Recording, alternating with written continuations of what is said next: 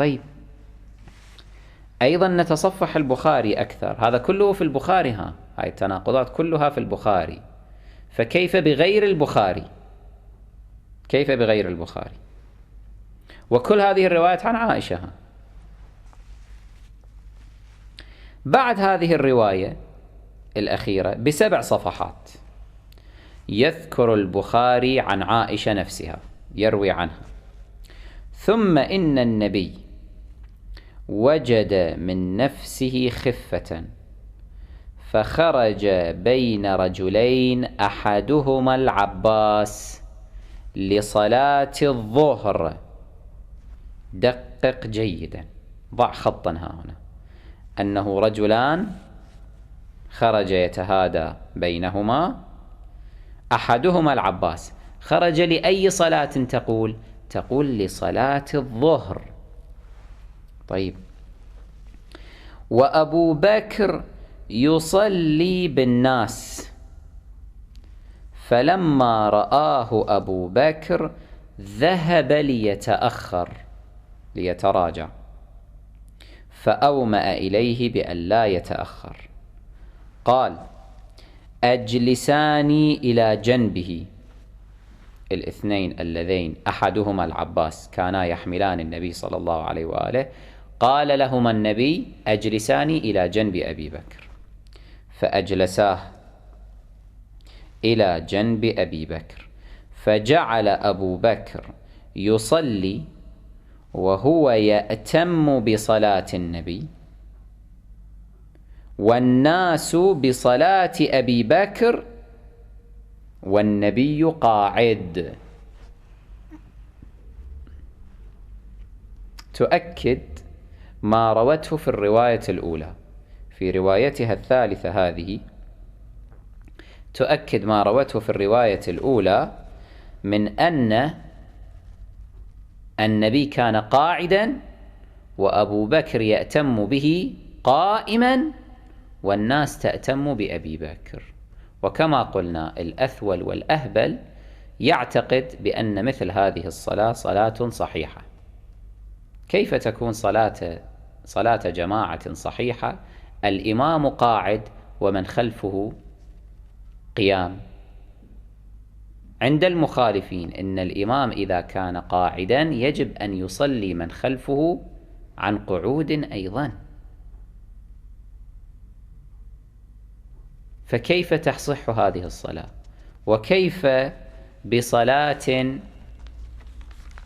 دخل فيها الإمام الأول وجاء ورد عليها إمام ثان وأصبح هو الإمام الأول؟ كيف تصح مثل هذه الصلاة؟ على أي حال، قال عبيد الله، تتمة الرواية: فدخلت على عبد الله بن العباس فقلت له: ألا أعرض عليك ما حدثتني عائشة عن مرض النبي؟ قال: هات. فعرضت عليه حديثها فما أنكر منه شيئا، ما رد عليه بشيء، غير أنه قال: أسمت لك الرجل الذي كان مع العباس؟ قلت: لا. قال: هو علي. هي قالت يتهادى بين رجلين أحدهما العباس، الرجل الآخر لم تسمه، يقول عبد الله بن عباس: هو علي. مر معنا في الرواية السابقة: ولكن عائشة لا تطيب له نفسا بخير، لا تريد ذكر علي عليه السلام. والحمد لله أن عائشة لا تذكر عليا، لأن عليا ليس محتاجا إلى أن يذكر على لسان قذر وسخ مثل لسان عائشة. هذه الرواية الثالثة رواها البخاري في جزئه الثاني الصفحة 137، وما يهمنا فيها قولها: فخرج بين رجلين أحدهما العباس لصلاة الظهر. وشبه الإجماع قائم بمراجعة السير والتواريخ على أن النبي الأكرم صلى الله عليه وآله وسلم استشهد وارتحل بالرفيق الأعلى عند اشتداد الضحى من يوم الاثنين، يعني الضحى قبل الظهر رسول الله استشهد. فكيف تدعي عائشة أن رسول الله نصب أبا بكر لإمامة المصلين لصلاة الظهر وخرج لصلاة الظهر؟ رسول الله كان ذلك الوقت ميتا. وهذا ما دفع بعض علماء المخالفين للقول بأن هذه الصلاة التي صلاها أبو بكر بالناس إنما كانت صلاة الصبح، صلاة الفجر، ولم تكن صلاة الظهر. والتناقضات مليئة في هذه القصة، كثيرة هي التناقضات التي لا حصر لها. طيب، في هاتين الروايتين أو الروايات بمجموعها هذه الثلاثة ماذا نجد؟ نجد أن عائشة تزعم أن الإمام في ذلك الصلاة، في تلك الصلاة، كان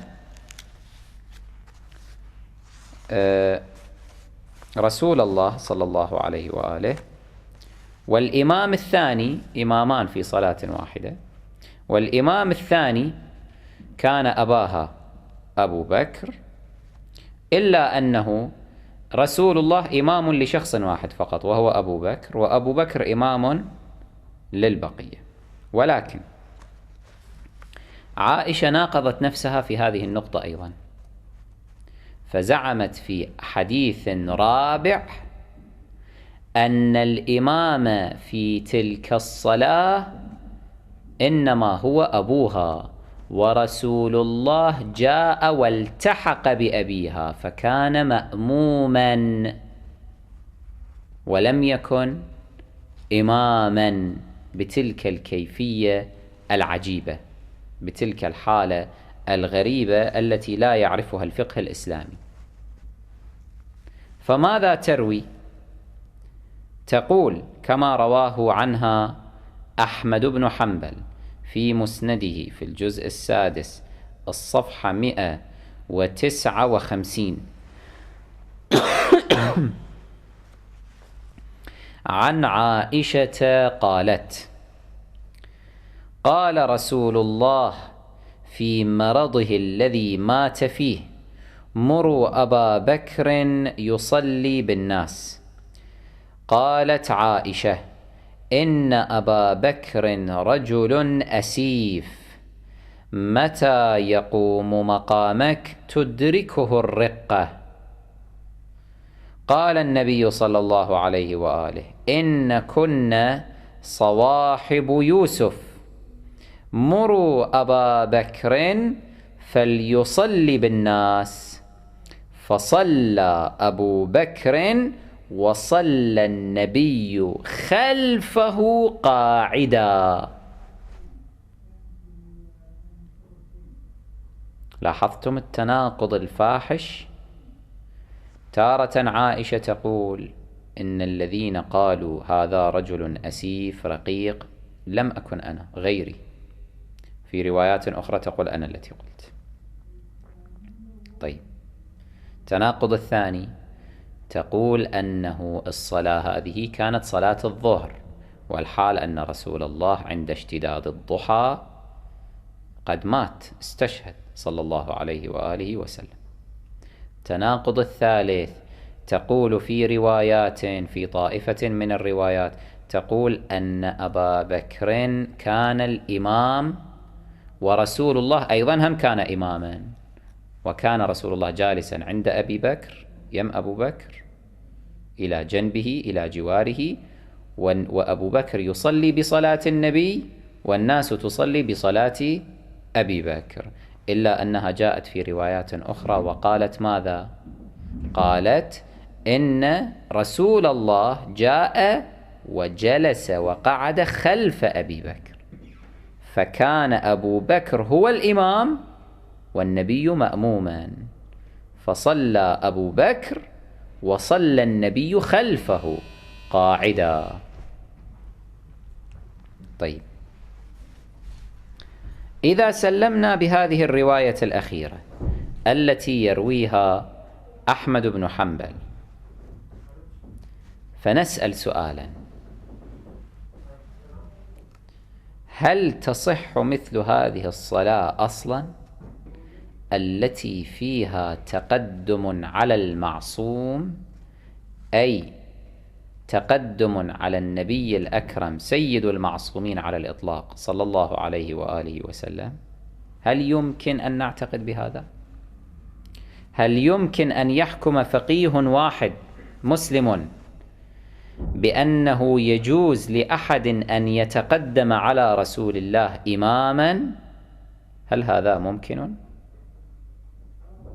هذا محال. القرآن الحكيم جاءت فيه آيات صريحة حرمت التقدم على النبي في الصلاة وفي غيرها.